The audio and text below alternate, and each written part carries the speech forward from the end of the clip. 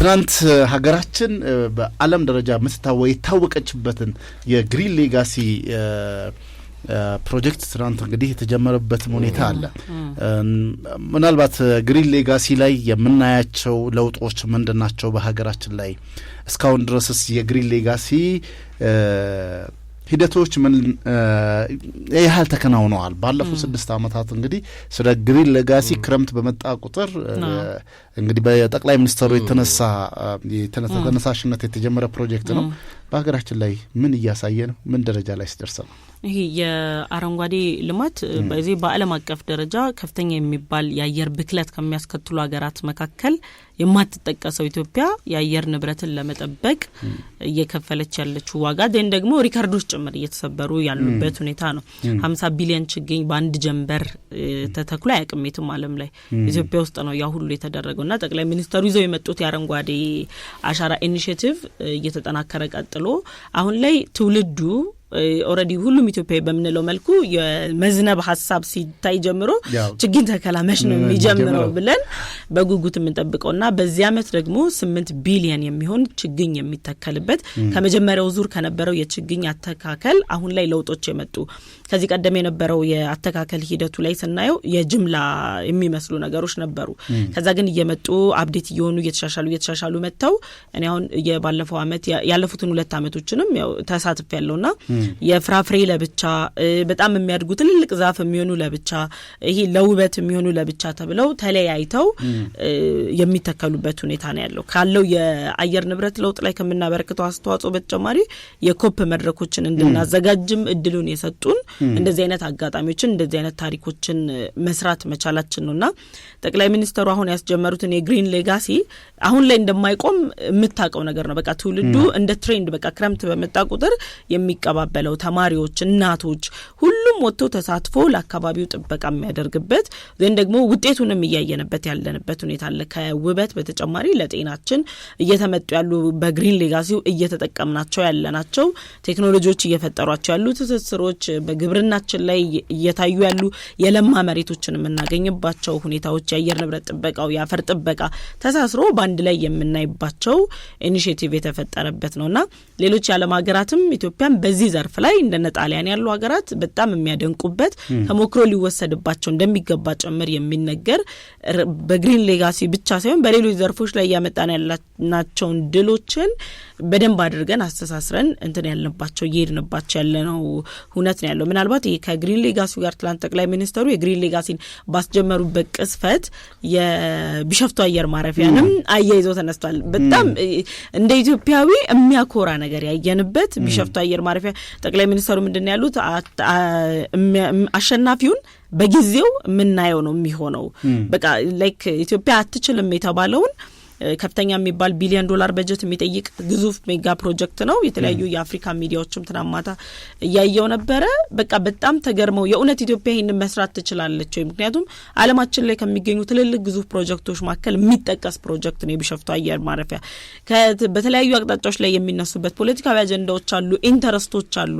እነሱን ተቋቁሞ ግን የአየር ማረፊያው እየሄደበት ያለው ሁኔታና ትላንት ጠቅላይ ሚኒስትሩ በአንድ ድንጋይ 2 ወፍ መተዋል። ሁለቱም በዓለም ላይ ድልን እንዳደረገን የሚያሳዩ ሁነቶች ናቸው። እጅግ በጣም ደስ የሚል ነው። ምናልባት አንዳንዴ ስለ ግሪን ሌጋሲ ስታነሳ አንዳንድ ፖለቲከኞች ነው ይሄማ ፖለቲካ ነው የሚል ነገር ይነሳል። ግሪን ሌጋሲ ይሄ የቢሾፍቱ አየር እነዚህ ትልቅ ፕሮጀክቶች ፖለቲካ ናቸው ወይ? ብስራት የግሪን ሌጋሲ እንግዲህ የመኖርና ያለመኖር ጉዳይ ነው። ከህልውና ጋር የተያያዘ ነው። መጀመሪያ የኢትዮጵያ የደን ሽፋን ከዚህ ቀደም ወደ 40% ነበረ ይደርስ የነበረው። ከዛ ወረደና በጣም በቸልተኝነት በተሰራው ስራ ምክንያት ወርዶ ወደ 3% ደርሶ ነበረ እና ይሄ የሀገሪቱንም ህልውና ሳራ በረሃ በጣም ቅርባችን ነው። እኛ የምንገኘው ትሮፒካል ዞን ውስጥ ሆነን ጂኦግራፊካሊ ከሳራ በታች ሆኖ ሳህል በሚባለው ሪጅን ላይ ነው። ሳህል ደግሞ ለሳራ በረሃ ቅርብ ስለሆነ ሳራ በረሃ ደግሞ በጣም እየተስፋፋ ነው እየመጣ ያለው። ስለዚህ በደን ካልተከላከል ነው በስተቀር ነገ ተነጎዲያ ልክ እንደ ሊቢያና እንደ ሌሎች ሀገራት ኢትዮጵያ የማትሆንበት ምንም ምክንያት የለም። ሶ የመጀመሪያው የግሪን ሌጋሲ ጉዳይ የመኖርና ያለመኖር ጉዳይ ነው እንጂ ፖለቲካ አይደለም። ህይወት ፖለቲካ አይደለም። ፖለቲካ እኮ ስትኖር አይደለም ሰራ ማለት ወንበር፣ ስልጣን፣ አስተዳደር ምናምን የሚባሉ ጉዳዮች የሚመጡት ሰው ከኖረ በኋላ ነው፣ ህልውናውን ካስጠበቀ ካረጋገጠ በኋላ ነው። ስለዚህ አንድ የጋራ ታህታይ ሆኖ ልንግባባበት የሚገባው ጉዳይ ብዬ ማስበው የዚህ የግሪን ሌጋሲ ጉዳይ ነው። ስለዚህ የግሪን ሌጋሲ ጉዳይ ሁላችንም ልንስማማ በጋራ ልንቆምበት እንደዚሁም ደግሞ የሀገር ህልውና መሰረት ነው። ይህንን የሚያረጋግጥልህ ጉዳይ ምንድነው? እንግዲህ አሁን ዓለም ላይ የዚህ የሙቀት መጠኑ ከጊዜ ወደ ጊዜ እየጨመረ ነው የመጣው። ምናልባት ዓለማችን ወደ ከፍተኛ አደጋ እየቀረበች ነው። ያ በመሆኑ ምክንያት በረዶች ይቀልጣሉ። በረዶች ከቀለጡ ደግሞ የውቅያኖስ ውሃ መጠን ከፍ ይላል፣ መጥለቅለቅን ያመጣል። የዝናብ ይሄ ተፈጥሯዊ የሆነው ሳይክል ይዛባል። ስለዚህ የምግብ ደህንነት ላይ አደጋ ነው የሚፈጥረው። ወደ አየሩ የሚለቀቀው ኢሚት የሚደረገው የካርበን መጠን ደግሞ ከጊዜ ወደ ጊዜ እየጨመረ ነው። በሀገራት አሁን ባላቸው ፉክክር ምክንያት ደግሞ አሁን ትራምፕ እምቢ ብለዋል፣ የፓሪሱን አግሪመንት አልፈርምም ብለዋል። እነዚህ በሀገራት ባለ ፉክክር ምክንያት ከፍተኛውን በካይ ጋዝ የሚለቁ ሀገራት የባሰ አየሩን እንዲበክሉ ነው የሚያደርገው። ስለዚህ ኢትዮጵያ ይህንን ኢኒሼቲቭ ለምንድን ነው የምታደርገው ነው? አንደኛ ህልውናዋን ለማስጠበቅ ነው። አግራሪያን ኮሚኒቲ ወይም ደግሞ ግብርና መር ኢኮኖሚን ነው የምንከተለው። ስለዚህ ግብርናውን ስንበላ መኖር የምንችለው ዝናብ ስናገኝ ነው። መኖር የምንችለው ውሃ ስናገኝ ነው። ስለዚህ ውሃ ያስፈልገናል። አንደኛ ለመኖር ስንል ምናደርገው ፕሮጀክት ነው። ሁለተኛ ነገር ደግሞ የኢኮኖሚም ጉዳይ ነው። ለምሳሌ እኛ የታዳሽ ኃይል ላይ ነው እየሰራን ያለ ነው። ታዳሽ ኃይሎቹ አንድም ከውሃ ናቸው። አብዛኞቹ የሃይድሮ ኤሌክትሪክ ፓወር ናቸው። የሃይድሮ ኤሌክትሪክ ፓወር አራይድ ወይም ድርቅ ወይም ደግሞ ደረቅ ዝናብ የሚያጡ ከሆነ እነዚህ ወንዞች አይሞሉም። ወንዞች ከሌለ ኢነርጂ የለም። ኢነርጂ ከሌለ ኢትዮጵያ አሁን የዓለም አቀፉ የኢነርጂ ህብ ሆናለች። የቢትኮይን ማይኒንግ ላይ የሚሰሩ ካምፓኒዎች ምክንያቱም ብዙ ኤሌክትሪክ ይፈልጋል ወደ ኢትዮጵያ ምርጫ እያደረጉ ነው። ባለፉት 8 ዓመታት ከ5000 ሜጋዋት ተነስታ 10000 ደርሳል። እነዚህን ሁሉ የምናወራው የግሪን ሌጋሲ ስላለ ነው። ዛፎቹ ሲተከሉ ዛፎቹ የኢነርጂ ምንጭ ናቸው።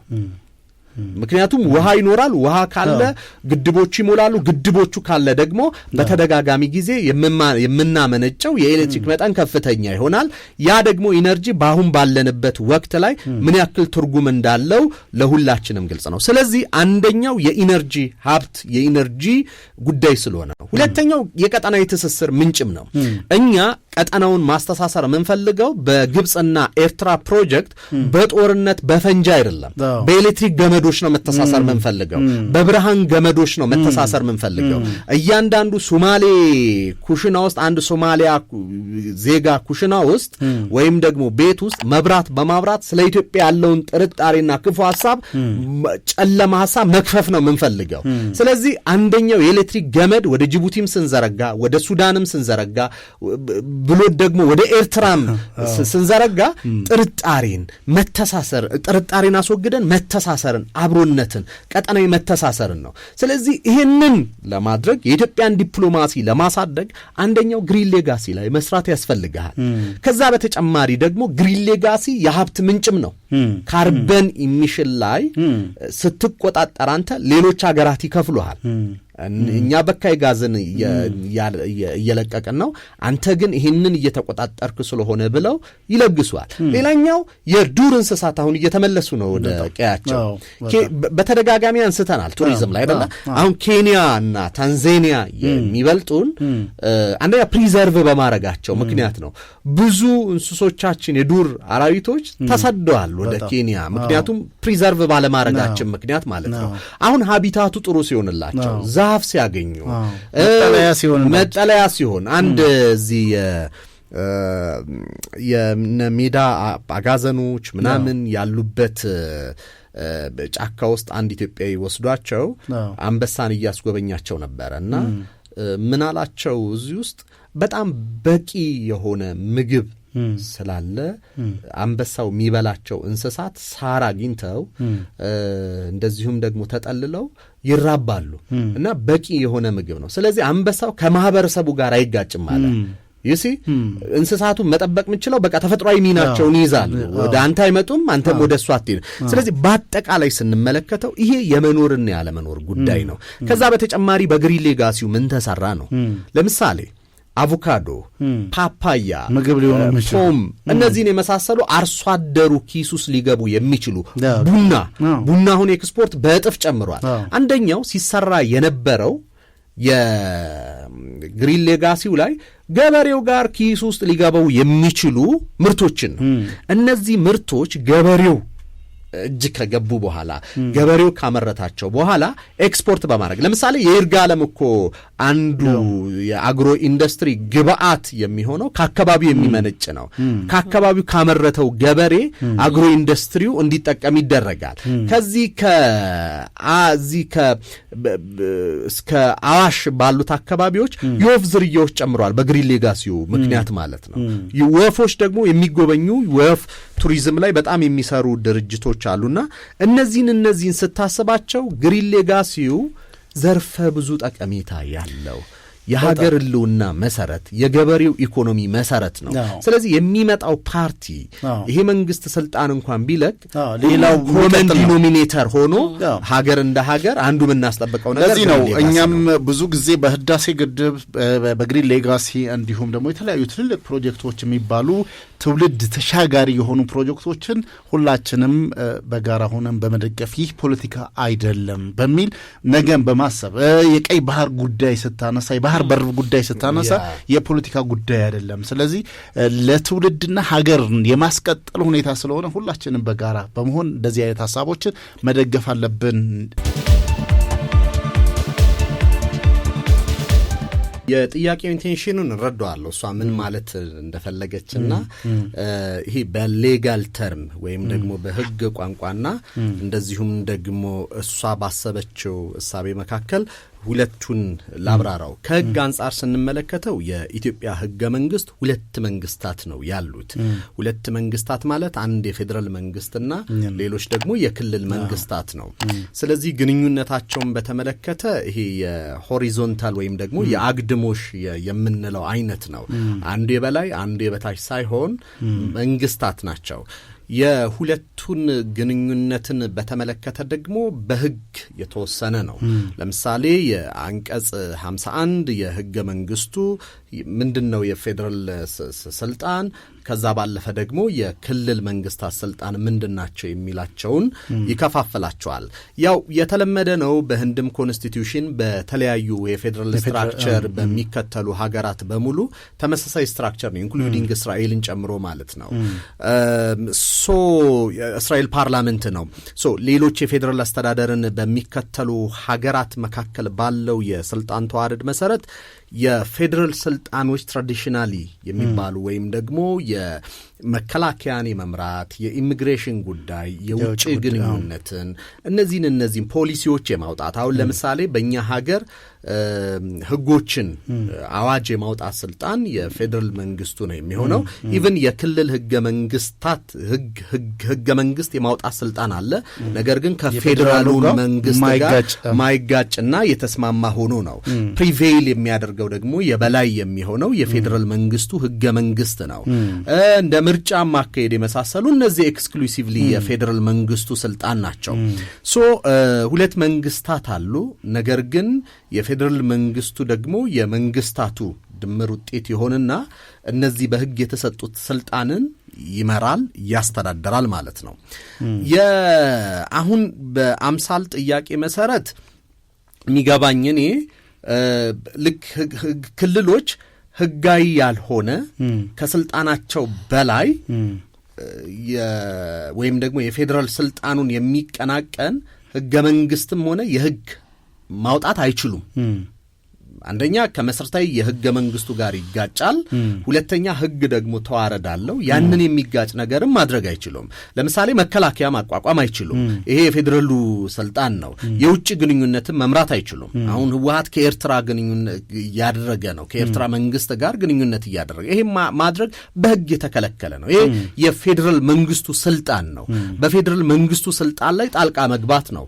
ለምሳሌ ክልሎች፣ ሌላው አሁን ለክልሎች የተሰጠው መብት ስትመለከት ክልሎች ጸጥታቸውን ይቆጣጠራሉ በፖሊስ ኃይል። ነገር ግን ከአቅማቸው በላይ በሚሆንበት ጊዜ ላይ ደግሞ የፌዴራል መንግስቱን እንዲገባ ያደርጋሉ። ኢመርጀንሲ የማወጅ የፌዴራል ስልጣን ነው። ስለዚህ አሁን ህወሓት አደረገ እያለን ያለነው ጉዳይ ከፌዴራል መንግስቱ ስልጣን ከህገ መንግስቱ ከዋና የህጎች ሁሉ የበላይ አውራ ከሆነው ከህገ መንግስቱ ጋር ተቃራኒ የሆኑ ህጎችን ነው እያወጣ ያለው። ያ ደግሞ ገቢር አይሆንም ነው። ሁለተኛ ቅድም ከቢሾፍቱ የደወሉልን መምህር ፍጹም በደንብ ነው እሳቸው ያስቀመጡትና አንደኛ ቅድምም በፕሮግራማችን ላይ አንስተነዋል። ህወሓት ህጋዊ ቅቡልነቱን አጥቷል። የስልጣን ዘመኑን ኤክስፓየርድ አድርጓል። ስለዚህ ያደረገው ምርጫ ደግሞ ህገ ወጥ ነው። እውቅና አልተሰጠውም። ከህግ ውጭ የተደረገ ነው። ስለዚህ በህግ ያልተደረገ ምርጫ ደግሞ ሲጀመር ነል ኤንድ ቮይድ ይባላል፣ ወይም ደግሞ ትርጉም አልባ ነው። በህግ ፊት የጸና አይደለም። ስለዚህ ህጋዊ ቅቡልነት አካል የሌለው አካል የሚያወጣውም ህግ በህግ ፊት ቅቡል አይደለም። ነገር ግን ፖለቲካሊ ነው ያንን ሊያስፈጽም ፓወሩን የክልሉን ስልጣን በመቆጣጠሩ ምክንያት የፖለቲካል የማስፈጸም አቅሙን ተጠቅሞ ነው። በህግ ፊት ስትሄድ የትኛውም አካባቢ እንትን ሊያስፈጽም አይችልም። ለምሳሌ አንድ ሰው በወንጀል ህግ መሰረት ትግራይ ክልልም አማራ ክልልም ወንጀል ቢፈጽም በየትኛውም የኢትዮጵያ አካባቢ ያንን ሰው አስረት አስቀጠዋል። ይሄኛው ህግ አሁን ያወጣው አንደኛ ህጉ ከህገ መንግስቱ ጋር ስለሚጋጭ፣ ሁለተኛ ህጋዊ አካል ያልሆነ ያወጣው ህግ በመሆኑ ምክንያት በህግ ፊት ቅቡል አይደለም። ስለዚህ ሊፈጸም አይችልም ማለት ነው። በእነዚህ ምክንያቶች አሁን የወጣው ህግ ከዚህ አንጻር ልክ አይደለም። የመንግስት ዝምታ ምንድነው? እንግዲህ አውዳሚ ከሁለተኛው የዓለም ጦርነት በኋላ ወደ 28 ቢሊዮን ዶላር የወጣበት ብዙ ዜጎች ያለቁበት ከዚህ ወደ ሚሊዮን የሚጠጋ ህይወት ያጣንበት ብዙዎች አካል ጉዳተኛ ሆነው አሁን የዊልቸር ሰለባ የሆኑበት ትሮማው ያለቀቀበት ይሄ ጭንቀቱ በራሱ የጦርነት ስጋትና ጭንቀቱ አሁንም ባልተፈታ ችግር ላይ ሌላ ችግር መንግስት ሊጨምር አይችልም። እንደውም ያ ችግር ሁላ ገና እኮ አልተፈታም። የፖለቲካ ፓርቲዎችም ባይዘው መንግስት እርምጃ ህወሓት ላይ እንዲወስድ ጥሪ ያቀርበዋል። ሁለቱም የፖለቲካ ፓርቲዎች መግለጫ አውጥተዋል።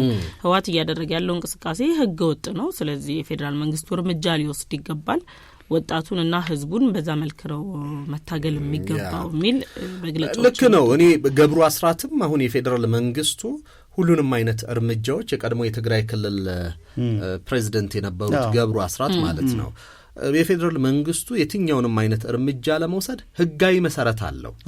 ምንም አሁን የህግ ጉዳይ ላይ አይደለም። ምክንያቱም ኤርትራ ግዛታችንን ወሮ ይዟል። የውጭ ግንኙነት እያደረገ ነው።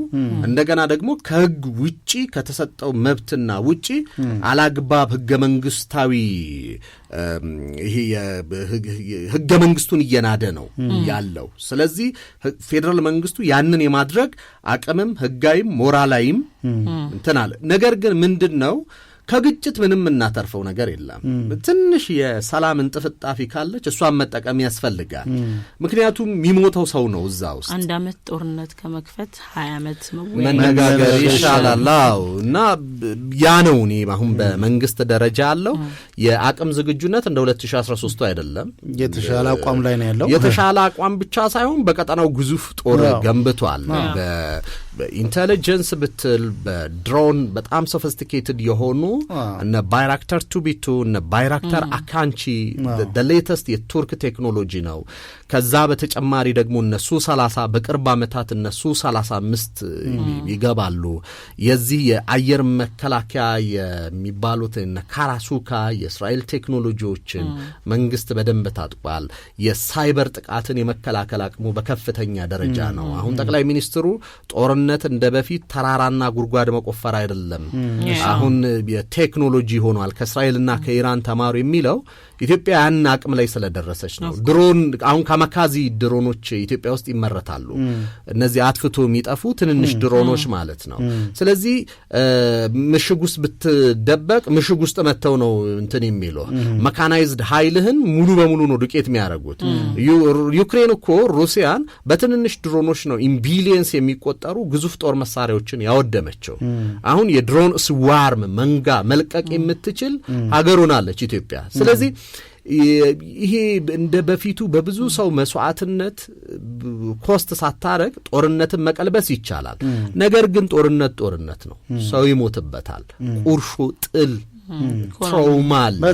ስለዚህ ያንን ሁሉ ገና ያንን ችግር ሳንፈታ ሌላ ችግር ደግሞ መጨመር ከባድ ነው የሚሆነው። እሱን በማሰብ ነው እንግዲህ ወደ ሰፊነትም የተደረገበት ባለፈው ሲናገሩ የነበሩት አንድ ንግግር ነበረ። ምንም ከፋም በጀም እኛ የውጭውን ነው በጥጋት በአይነ ቁራኛ የምንጠብቀው እንጂ እነዚህ አሁን አኩርፎ የተለያየ 5 10 20 30 ሆኖ ተሰባስቦ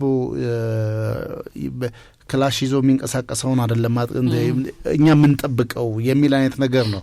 በእርግጥ አንዳንዶቹ እንደዛ አይነት ነገር ሲሆን መንግስት አቅም አጥቶ ምናምን ነገር የሚል ነገር ነው አንዳንዶች እየተናገሩም ያሉትና ባለፈው ሲናገሩ ዛሬ ያኮረፈው ነገር ተመልሶ ይመጣል። ስለዚህ በሱ ላይ አካል ጉዳት ማድረስ ሞትና እንደው መቁሰል ማድረስ ተመልሶ እዳዊ ለራስ ነው። ስለዚህ መታገሱ መልካም ነው የሚል ነገር ለወንበር ሲሉ ህዝብን የመጨረስ ፍላጎት ስለሆነ ያላቸው እነዚህኞቹ እንግዲህ በህወሓት በኩል የሚነሳው ሁሉም ያለው አቋም የተለያዩ ፖለቲካ ፓርቲዎች መግለጫ ሲሰጡ የነበረበት ሁኔታ ነው ያለው። ህዝቡም እየነቃ አሁን እዚህ በማህበራዊ ሚዲያ ቀጥታ ስርጭትም አለውና የሚጻፉ ኮሜንቶች ባካችሁ እኛ እያስገደዱ እንዲህ አይነት ጫና እያሳደሩብን ያለውትና ድምጽ ሆኑ ነው የሚሉት። እንግዲህ ያው ድምጽ እየሆነ ነው። ዛሬም ፕሮግራማችን በዛ በስደተኞች ቁጥር ራሱ አንዱ የህወሓት አዋጅ ካወጀ ጀምሮ በትግራይ ክልል ያሉ ወጣቶች ከኤርትራ ጋር ተመሳሳይ የሆነ ሴናሪዮ ውስጥ የመግባት ሀሳቦችም አሉ። ስደተኞች ቁጥር መጨመር አለ። ይሄ ውትድርናውን ሽሽት በየውቅያኖሱ በየምኑ የሄዱ በየበረሃው የሚሞቱ ወንድምቶቻችን ቁጥራቸውን የሚጨምረው አንዱ ከእንደዚህ አይነት መሰል አካሄዶች ጋር ተያይዞ ነውና ኢኮኖሚስት እንደውም አንድ ጽሑፍ አጋርቶ ነበረ የኤርትራን አሁናዊ ሁኔታ አጠቃላይ ያለውን ወታደራዊ እንቅስቃሴ የኤርትራ ዜጎች ኳስ ለመጫወት ሄደው ያልተመለሱበትን ሁኔታ የማይመለሱበት ከአምባገነናዊ ስርዓት አንጻር ነው በሚል ደረጃ አስቀምጧልና ህወሓትም አሁን በትግራይ ክልል ላይ ያ ነገር እንዲፈጠር ይሄ ዘመናዊ የተባለው የተባበሩት መንግስታት ድርጅት ዘመናዊ ባርነት የሚለውን አስገዳጅ ወታደራዊ ምልመላን እያደረገ ነው ያለውና ርብርቡም ያስፈልጋል። በጣም የሚገርመው ነገር ደግሞ ባለፉት 2 ቀናት አይተ ከሆነ ማህበራዊ ትስስር ገጾች ላይ እናቶች በጣም ትልልቅ እናቶችን ለህወሓት ደጋፊ ነን የሚሉ መልእክቶችን ጭምር እያስገደዷቸው ቪዲዮ እያሰሯቸው ነው ያሉት። ትልልቅ እናቶችን ማለት ያስታውቃል። ከፊታቸው ትረዳለ፣ ከንግግራቸው ትረዳለ። 3-4 ጦርነት ያለፉ እናቶች ህወሓት እየጨቆናቸው ልጆቻቸውን ያጡ እናቶች በምንም መልኩ ጦርነት እንፈልጋለን አይሉምና እነሱን ወደ ሚዲያ አምጥተው ጦርነት እንፈልጋለን የሚሉ መልእክቶችም ያስተላልፉ ያሉበት ሁኔታ ነው ያለው።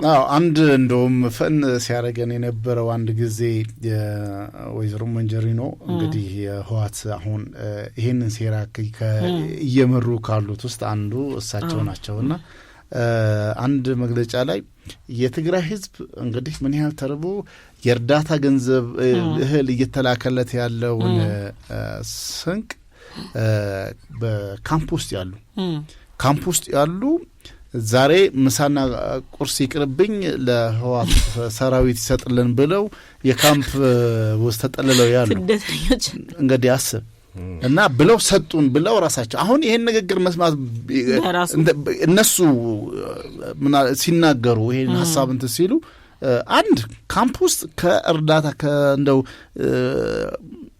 ድጋፍ አድርጎ እንደ ምጽዋትነት የተሰጠ ከዓለማት አገራት እየመጣ ከሚሰጣቸው ላይ አይ ዛሬ ቁርሴና ምሳዬ ይቅር ግን ለቲዲኤፍ ሰራዊት ሰጡልኝ ብሎ እዛ ውስጥ ያለው ካምፕ ውስጥ ያሉ ህዝቦች አምፀው ነው ቢሰጥስ መቀበል አለ እኮ ሲጀመር እንደዚህ አይነት ሰው ማለት ከተቸገረና መለመን ሁለተኛ ነው ይሄንን እንትን ሲል ይሄን ንግግር መናገር ያለበት የዚህ በእርግጠኝነት አስገድዷቸው እንደውም አትስጡ የሚል ቪዲዮዎችም ወጥተው ነበር ምንድነው የነበረው ድጋፍ ላይ አሁንም መልሰው ደግሞ ይሄን ነገር እንትን ሲሉ ነው ከነሱ ደግሞ አንደበሰሰማ ትንሽ ፈን ያደርጋል ጸረ ድሮኑ ራሱ 400 ሚሊዮን ዶላር እኮ ነው የተገዛው ማለት ወደ 400 ትምህርት ቤት መገንባት የሚያስችል ብር አውጥተህ የማይሰራ ደላሎች ያታለሉክ እንግዲህ የጦር ሜዳ ሊቅነን ነው የሚሉት የህዋት አመራሮችና እነዚህ የጦር ሜዳ ሊቃውንቶችን 400 ሚሊዮን ዶላር ኮስት አስደረገ አንድ እንደው ፍሬ ቲክቶክ ላይ ካያችሁት አላቀም ሁሌ ስለ ጦርነት የሚቃወም ማለት ነው የትግራይ ዲያስፖራን አሁን ባነሳሹ እንትን ተቃውሟቸዋል ምንድነው እሱ የሚለው ዲያስፖራው ለጦርነት ሲባል ለብሽሽቅ ሲባል የሚያክለው የለም ማለት ነገር ግን የዳስ ትምህርት ቤቶችን ቆርቆሮና አርግ ሲባል 70 ሳንቲም አይሰጥም ስለዚህ ይሄንን ነው መቀየር ያለበት አንደኛው የትኛውም ዲያስፖራ ለግጭት ለጦርነት ከማዋጣት ይልቅ የዳስ ትምህርት ቤቶችን ለመለወጥ ፕሮጀክት ተደርጎ እዛ ላይ መስራት የተሻለ ይመስለኛል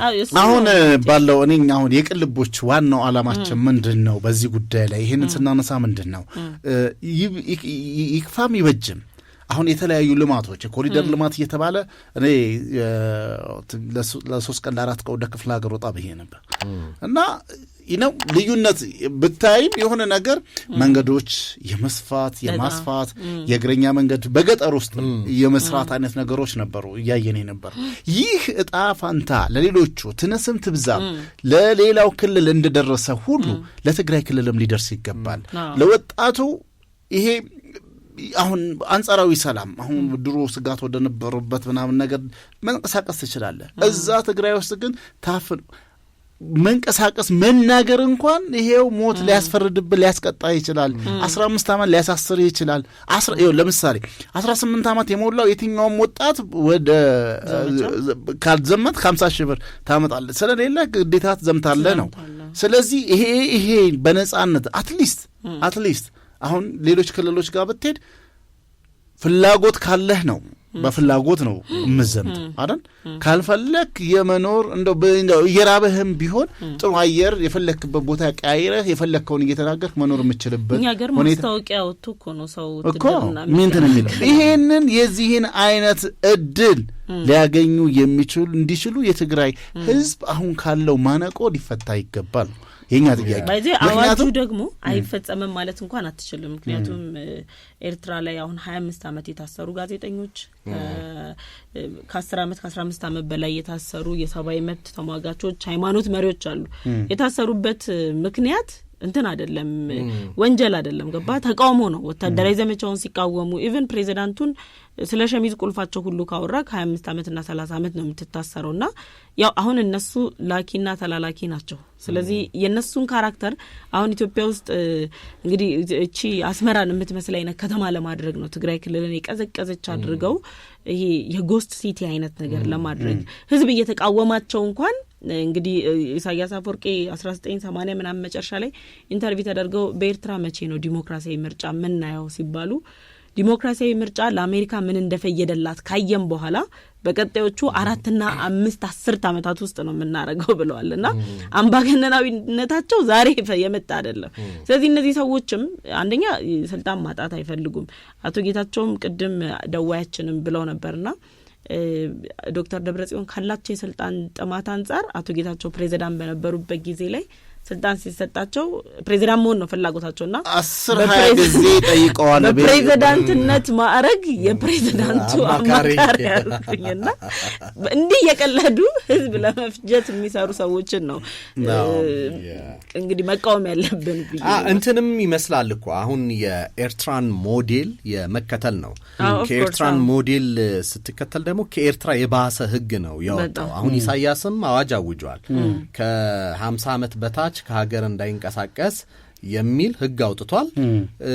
ነገር ግን የኤርትራው ህግ ያወጣው የኢሳያስ መንግስትና የህወሓትን ስታነጻጸረው ኤክስትራ ማይል የሄደው የህወሓት መሆኑን ትመለከተ ብሶ ነው የተገኘው ህወሓት። ምክንያቱም የኤርትራ መንግስት አትሊስት በወረቀት ደረጃ እንደዚህ አይነት ህግ አላወጣም። ህጋዊ ሽፋንም አይሰጥም። በቃ ኢሳያስን ከተቃወምክ ትረሳለህ የሆነ ቦታ ላይ። ይሄ ግን የህግ ማዕቀፍ ሰጥቶ ነገር ግን ከኢሳያስ አምባገነንነት በላይ አምባገነና የሆነ አስተሳሰብን ለመጫን ነው እየሞከረ ያለውና ትንሽ ፕሮማክስ ሆኖ የመጣው ተሻሽሎ ፕሮማክስ ሆኖ እጅግ በጣም ጥሩ ቆይታ እያደረግን ያለነው። ምናልባት በዚህ በማህበራዊ ሚዲያ አንድ ለማስታወስ ሲጽፉልን የነበረው ሁኔታ አለ። ከሰሞኑ የትራፊክ አደጋ በጣም እየበዛ እንዳለና ባካችሁ እያሉ ነው። ትናንትና እጅግ ወደ ደሴ አካባቢ ከፍተኛ እንደዚሁ በተለያዩ ቦታዎች የትራፊክ አደጋዎች በስተው ነው ያሉትና አሽከርካሪዎቻችንም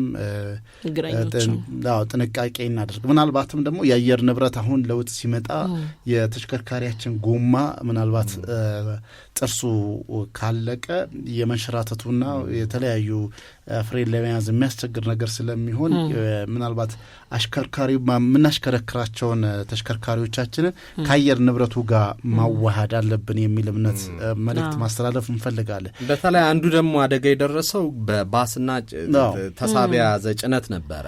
ጥፋተኛው ባሱ ነው። ህዝብ ከምጨርስ ብሎ ነው።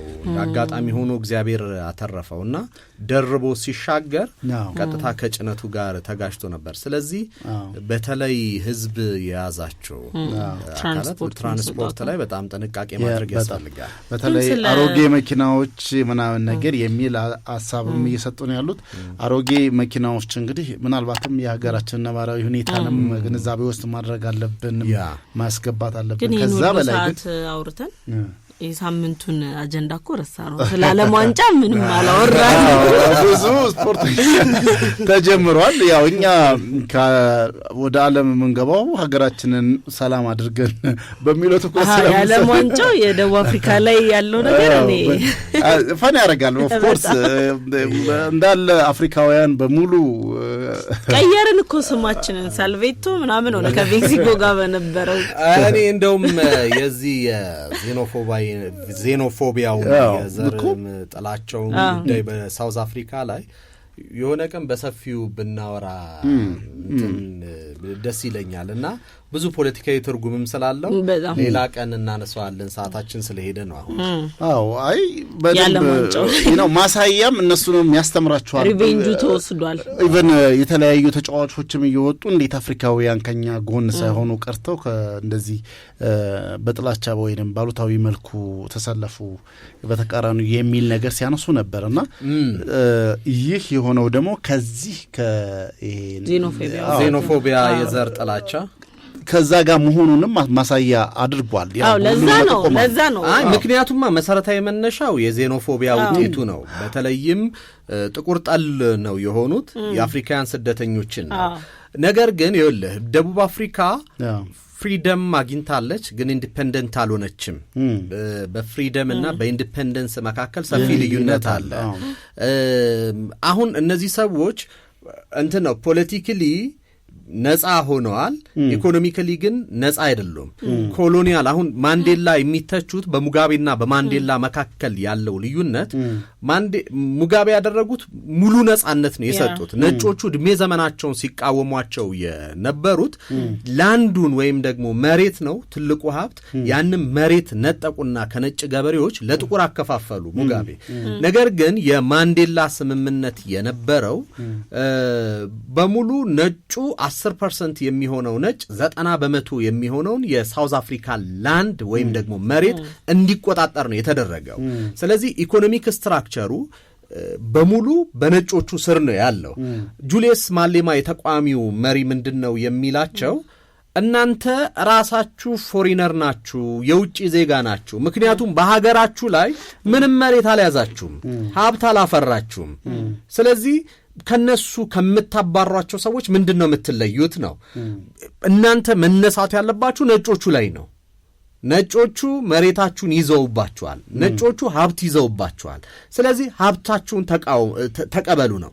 እናንተ እየተጣላችሁ ያላችሁት ግን ለጥበቃ ስራ፣ ለቤት ጽዳት ስራ፣ እንደዚሁም ደግሞ ለትንንሽ ስሞል የሆኑ በጣም ትንንሽ ስራዎች ናችሁ እየታገላችሁ ያላችሁት።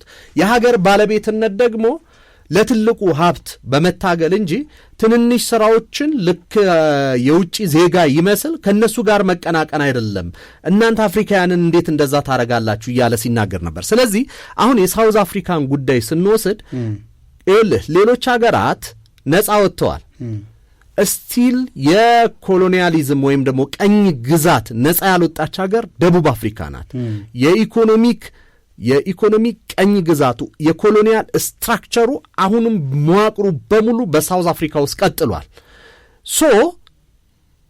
እነዚህ ነጮቹ ኢኮኖሚውን በመቆጣጠራቸው ምክንያት ጥቁሮቹ ምንም ሀብት የላቸው፣ መሬት የላቸው፣ የተቆጣጠሩት ነገር የላቸው። ስለዚህ በሀገራቸው ላይ ሌሎች ስደተኞች ትንንሽ ስራዎችን የሚሰሩ ስራዎች ላይ ሽሚያ ገብተዋል።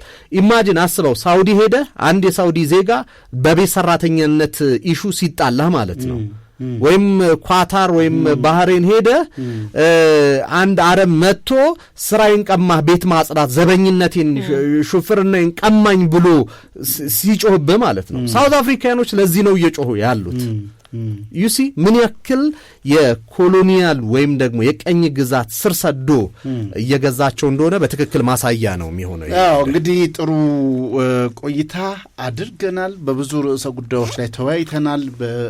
እንግዲህ ከመግቢያችን ማህበራዊ ሚዲያ አጠቃቀማችንንም እንዴት አድርገን እንጠቀም፣ ያንንም ምሁራኖቻችን ወደ ዲጂታል ሚዲያው ኑልን፣ ዲጂታል ሚዲያው ቢያንስ በእውቀት የሚሰሩ ሰዎች ይብዙልን የሚል ጥሪም አድርገናል። ህወሓት እንግዲህ አብዛኛውንም ህዝብ እንዳልተቀበላት ማሳያ ምልክቶቿን ራሷ እያወጣች እንዳለች እንግዲህ በሰፊው አድማጭ ቤተሰቦቻችንም የራሳቸውን ሀሳብ እያከሉበት ወጣቱ በግድ መዝመት አለብህ፣ ካልዘመት ከ50 ሺህ ብር ትከፍላለህ፣ እኔን ይህንን የምትቃወም የተለያዩ አስበዋል። ደግሞ ከክልሉ መራሱ ወጥቶ የትም በውጭም ይሁን ከክልላችን ውጭ ብትሆኑ አምጥቼ እንግዲህ በኢንተርፖል ጋርም እንግዲህ በህግ ጁሪስዲክሽን የሚባል ነገር አለ። ጁሪስዲክሽን ማለት የስልጣን ወሰንና ገደብ ነው። ስለዚህ አሁን ክልላዊ ህግ ነው የወጣው። ይሄ ስልጣኑን ቅድም ያነሳ ይቅርና እኮ መወሰን ያለበት በክልሉ ነው እና ዲያስፖራንና እዚህ ሌላ አካባቢ መጥቻ አስራለሁ ማለት እጅግ በጣም ማለት እንዴት ህግ አቁም ነው አማካሪ የለውም ወይ ነው ይመስለኛል። ክልላዊም አልሆነም ህገወጥ መንግስት እኮ ነው አንዱ ቅድም እሱንማ ተስማምተናልና እንደው እንቀበለው ብንል እንኳን ማለት ነው ዋናው ማስፈራሪያ ኢንተርፖሉ ላይ ነው ማስፈራሪያ እንደሆነ ማሳያም ስለሆነ ነው ምንም ይለው ምናልባት እዛ ክልሉ ላይ አሁን በሚያደርገው እንቅስቃሴ የሆነ ነገር ሊያደርግ ይችል ይሆናል። ከዛ ከወጣ ግን ምንም ማድረግ እንደማይችል እያወቀ እንዲሁ ያው አንዳንዴ ፖለቲከኞቻችን ህዝባችንን ይንቃሉ የምንልበት ምክንያት ለዚህም ነው። ብዙ ጊዜ ህዝቡን የተረዱት አይመስለኝም። ወጣቱ አሁን ያለው በጣም እየነቃ ብዙ ያወቀ መሆኑን እየዘነጉት ነው። ያው እድሜያቸውም ታሳቢ ውስጥ ገብቶ ቴክኒሻናችን እንግዲህ ሰዓታችሁ አብቅቷል፣ ስለዚህ ለቀጣይ ፕሮግራሞች መሪዎች አስረክቡ እያሉ ነው። ዛሬ እንግዲህ በዕለተ ማክሰኞ ከ3 ሰዓት እስከ 5 ሰዓት የነበረው የቅልቦች ፕሮግራም ይህንን ይመስላል። አብረናችሁ የቆየ ነው ብስራት መለሰ፣ ፍሬዎት ዮሐንስና እኔ ተስፋዬ ስንሻው ነበር። ከቀሪው ከመናኸሪያ ሬዲዮ 99.1 ፕሮግራም ጋር መልካም ቀን ተመኘን። ሰላም።